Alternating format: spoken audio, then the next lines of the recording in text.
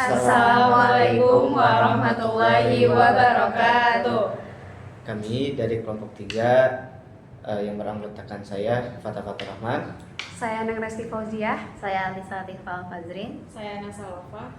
akan membahas buku yang berjudul Sejarah Daulat Umayyah. Hari ini kita mau bahas buku Sejarah Daulat Umayyah di Damaskus I karya Yusuf Soyugi. Nah, buku ini tuh menceritakan tentang perjalanan Daulah Umayyah sejak masa Muawiyah I hingga para khalifah setelahnya. Buku ini membahas tokoh-tokoh penting, juga menjelaskan tentang perkembangan politik, pemerintahan, hukum Islam, dan berbagai aspek peradaban yang terjadi pada masa Daulah Umayyah. Pada tahun 661 Masehi, dunia Islam memasuki babak baru. Sebuah dinasti besar lahir, yaitu Daulah Umayyah yang memerintah selama hampir 1 abad dan membentuk peradaban Islam yang megah.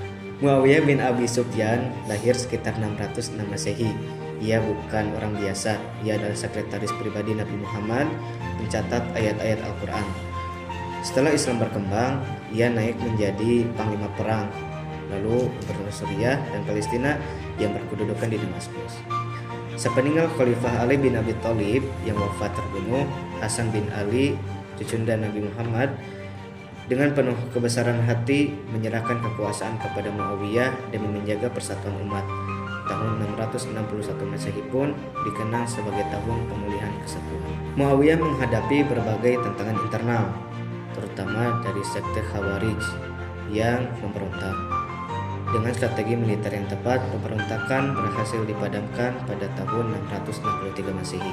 Ia juga merangkul tokoh-tokoh kunci seperti Ziyad bin Abihi, gubernur wilayah timur yang mencakup Iran dan Irak, sehingga kekuasaan Umayyah semakin kokoh dari barat hingga timur. Setelah situasi dalam negeri stabil, Muawiyah mengarahkan pandangan keluar. Pada tahun 668 Masehi, ia melancarkan serangan ke Konstantinopel, ibu kota Bizantium, dengan 2 kekuatan sekaligus, yaitu angkatan darat menembus Asia Kecil dan angkatan laut melintasi selat Hellespont. Namun, pasukan Islam menghadapi senjata mematikan yang belum pernah ada sebelumnya, yaitu api Greek atau Greek Fire, cairan berbasis nafta yang bisa membakar permukaan laut. Serangan ini gagal, tapi meninggalkan banyak pelajaran yang berharga. Tidak patah semangat, Muawiyah pun membuka front baru. Pada tahun 670 Masehi, Panglima Uqbah bin Nafi memimpin 10.000 pasukan berkuda menaklukkan pesisir Afrika Utara. Kota demi kota direbut hingga Tripoli jatuh ke tangan Islam. Sebuah kemenangan strategis yang membuka jalan menuju Afrika dan kelak ke Spanyol. Muawiyah bin Abi Sufyan bukan sekedar pendiri dinasti. Ia adalah negarawan, strateg, dan pemersatu yang membangun fondasi kekuatan Islam selama hampir 2 dekade. Daulah Umayyah yang ia bangun akan bertahan hingga 750 Masehi dan mewariskan peradaban yang dikenang sepanjang sejarah. Setelah Daulah Umayyah berdiri, dunia Islam kembali diguncangkan perpecahan. Tapi lahirlah seorang pemimpin yang mengubah segalanya, Khalif Abdul Malik ibnu Marwan, Khalif kelima yang akan meninggalkan jejak abadi dalam sejarah Islam. Di usia 39 tahun, Abdul Malik diangkat menjadi Khalif pada tahun 685 Masehi.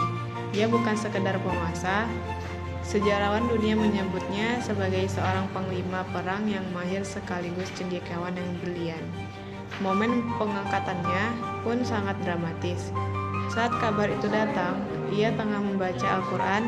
Ia menutupnya, menempelkannya ke dahi, lalu berkata, "Hadza firaqun baini wa bainak." Inilah perpisahan antara aku dan engkau. Bukan karena tidak hormat, tetapi karena ia sadar mulai saat itu seluruh hidupnya akan tercurah untuk umat. Setelah resmi dilantik, ia naik mimbar Masjid Damaskus dan berpidato singkat yang menggetarkan. "Aku bukan khalif yang lemah dan mudah menyerah, bukan pula yang suka berunding tarik ulur, dan sama sekali bukan yang berakhlak rendah. Barang siapa berkata begini dengan kepalanya, aku akan menjawab begini dengan pedangku." Seluruh hadirin terdiam, wibawanya langsung terasa. Pemimpin baru telah tiba. Saat itu, dunia Islam terbelah 2. Di Damaskus ada Abdul Malik, di Mekah ada Abdul ibnu Zubair, yang bahkan memaksa para jamaah haji untuk bersumpah setia kepadanya. Tapi Abdul Malik tidak gegabah. Selama 5 tahun penuh ia memperkuat posisinya, membenahi pemerintahan, memulihkan ketertiban, dan menunggu waktu yang tepat. Baru pada tahun 691 Masehi ia bergerak. Strateginya cerdas. Seorang wilayah timur dulu, Irak, Iran, Khurasan, sumber dana terbesar lawan. Wilayah belahan timur berhasil dikuasai. Kini tinggal satu target, yaitu Mekah. Di tengah pergolakan politik, Abdul Malik melakukan sesuatu yang mengejutkan.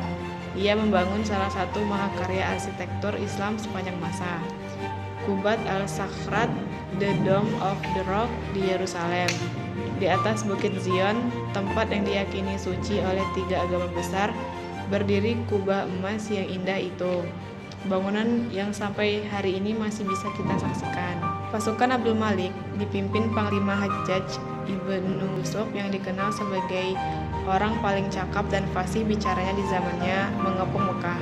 Terdesak, Ibnu Yazid Zubair menemukan ibunya yang sudah tua dan buta, Asma binti Abu Bakar, meminta pertimbangan, menyerah atau terus bertahan. Sang ibu menjawab dengan kalimat yang abadi dalam sejarah, "Jangan beri kesempatan anak-anak Bani Umayyah mempermainkan dirimu. Hiduplah dengan terhormat dan meninggallah dengan terhormat." Ibnu Zubair kembali ke medan pertempuran. Ia berjuang hingga nafas terakhir, menyadarkan punggung ke dinding Ka'bah, dan gugur di sana dengan penuh kehormatan. Abdul Malik ibnu Marwan dalam 20 tahun kepemimpinannya berhasil menyatukan kembali dunia Islam yang sempat porak-poranda, membangun monumen yang bertahan ribuan tahun, dan meletakkan fondasi peradaban Umayyah yang gemilang. Sejarah mencatatnya bukan hanya sebagai penakluk, tapi sebagai pembangun. Bayangkan sebuah kekaisaran yang wilayahnya membentang dari Spanyol di barat hingga perbatasan Tiongkok di timur. Itulah yang terjadi di bawah kepemimpinan Khalif Walid I, masa yang dicatat sejarah sebagai zaman emas Daulat Umayyah. Walid bin Abdul Malik naik tahta di usia 34 tahun dan memerintah selama 10 tahun dari 705 hingga 715 Masehi. Menariknya, ia justru bukan orator yang fasih. Bapaknya sendiri, Khalif Abdul Malik, pernah menegurnya soal kefasihan berbahasa Arab. Tapi justru di bawah kepemimpinannya, bahasa Arab dijadikan bahasa resmi dan lingua franca di seluruh wilayah Islam, bahkan menjadi bahasa diplomatik dengan negara-negara tetangga. Bukti bahwa seorang pemimpin besar bukan dinilai dari lidahnya, tapi dari visi dan tindakannya. Di belahan timur, Panglima Qutaibah bin Muslim ditugaskan menaklukkan Asia Tengah, wilayah yang sudah lama jadi mimpi buruk bagi siapapun yang mencoba menguasainya. Suku-suku Turks yang kuat membentuk aliansi besar untuk menghadang pasukan Islam. Pertempuran berlangsung selama 6 tahun penuh dari satu kota ke kota lain, dengan korban yang sangat besar di kedua belah pihak. Tapi pada tahun 711 Masehi, seluruh Asia Tengah takluk di bawah kekuasaan Islam. Bahkan pasukan Islam terus maju menembus pegunungan Tian Shan, memasuki wilayah yang kini kita kenal sebagai Xinjiang. Kaisar Xuanzong terpaksa mengikat perjanjian gencatan senjata dan menyanggupi membayar upeti tahunan kepada Khalid di Damaskus. Sejak saat itu, wilayah itu dikenal sebagai Turkistan Timur dan pengaruh Islam mulai menjalar jauh ke pedalaman Asia. Di belahan selatan, jalur dagang laut dari Tiongkok dan Asia Tenggara menuju Teluk Persia mulai terganggu. Kapal-kapal dagang dirampok, pedagang mengeluh, ekonomi terancam. Khalif Walid I tidak tinggal diam. Panglima Muhammad bin Qasim dikirim ke Lembah Sind, wilayah yang kini menjadi Pakistan Barat. Keamanan dipulihkan, jalur dagang kembali aman. Bahkan kota pelabuhan Gujarat berhasil direbut, membuka akses perdagangan yang lebih luas ke anak benua India. Di utara, Kaisar Bizantium kembali mengancam. Kaisar Justinianus II mencoba merebut kembali wilayah Asia Kecil yang sudah dikuasai Islam. Khalifah Walid I merespon cepat. Panglima Musalama bin Abdul Malik, saudaranya sendiri, dikirim memimpin pasukan ke utara. Hasilnya, wilayah Kilikia, Galatia, Kapadokia berhasil direbut kembali. Kota-kota benteng yang kokoh seperti Tiana, dan Iconium jatuh satu persatu. Pasukan Islam mengusir Bizantium terus hingga ke tepian Selat Bosporus. Dan di tengah kekacauan itu, Kaisar Justinianus II sendiri tumbang, dibunuh oleh pasukannya sendiri, mengakhiri dinasti Heraklius yang sudah berkuasa lebih dari 1 abad. Lalu datanglah sebuah perutusan yang mengubah sejarah dunia.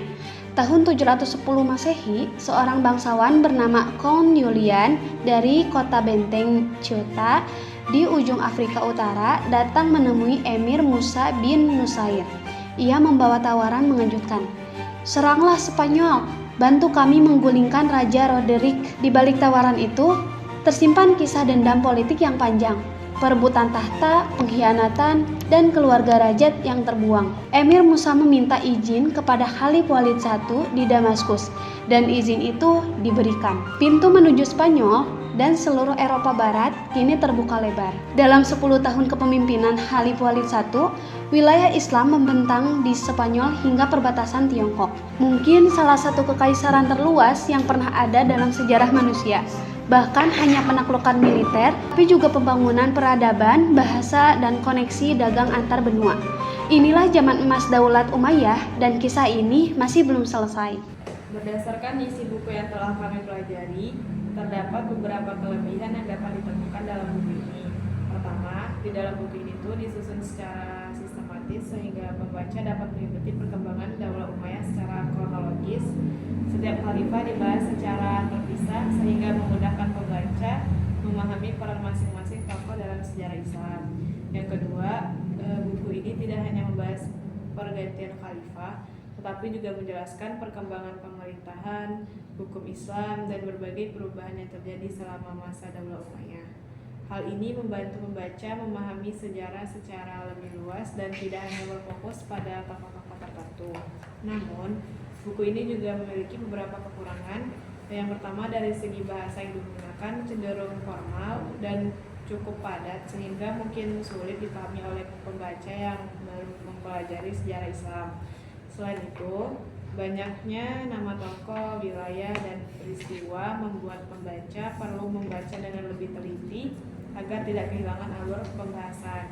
Meskipun demikian, secara keseluruhan buku ini memberikan kontribusi yang cukup besar dalam membantu pembaca memahami sejarah Daulah Umayyah dan perkembangan peradaban Islam pada masa tersebut. Hasil pembahasan yang telah kami lakukan bahwa buku Daulah Umayyah Damaskus I ini telah memberikan gambaran yang cukup jelas mengenai perjalanan Daulah Umayyah mulai dari berdirinya hingga perkembangan pemerintahannya.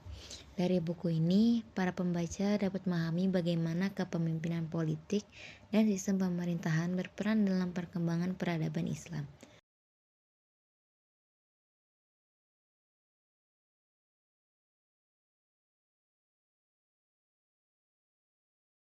Demikian review buku dari kita. Terima kasih atas perhatiannya. Mohon maaf atas kekurangan dalam cerita. Wassalamualaikum warahmatullahi wabarakatuh.